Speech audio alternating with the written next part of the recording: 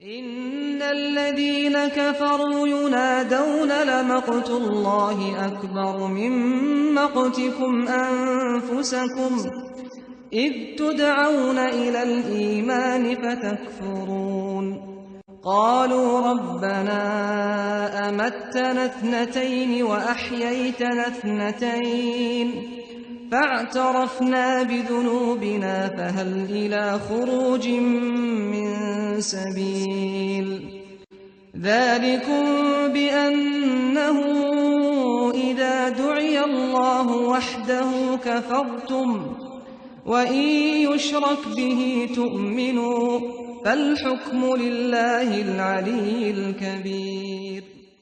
جن لوگوں نے کفر کیا ان سے پکار کر کہہ دیا جائے گا کہ جب تم دنیا میں ایمان کی طرف بلائے جاتے تھے اور مانتے نہیں تھے تو خدا اس سے کہیں زیادہ بیزار ہوتا تھا جس قدر تم اپنے آپ سے بیزار ہو رہے ہو۔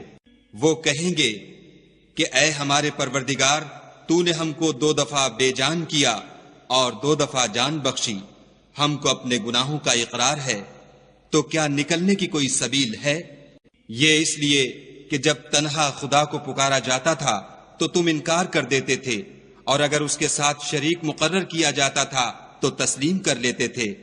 تو حکم تو خدا ہی کا ہے جو سب سے اوپر اور سب سے بڑا ہے۔ Indeed, those who disbelieve will be addressed. The hatred of Allah for you was even greater than your hatred of yourselves this day in hell, when you were invited to faith, but you refused.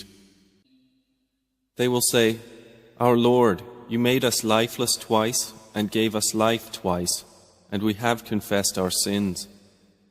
So is there to an exit any way? They will be told, that is because when Allah was called upon alone, you disbelieved. But if others were associated with him, you believed.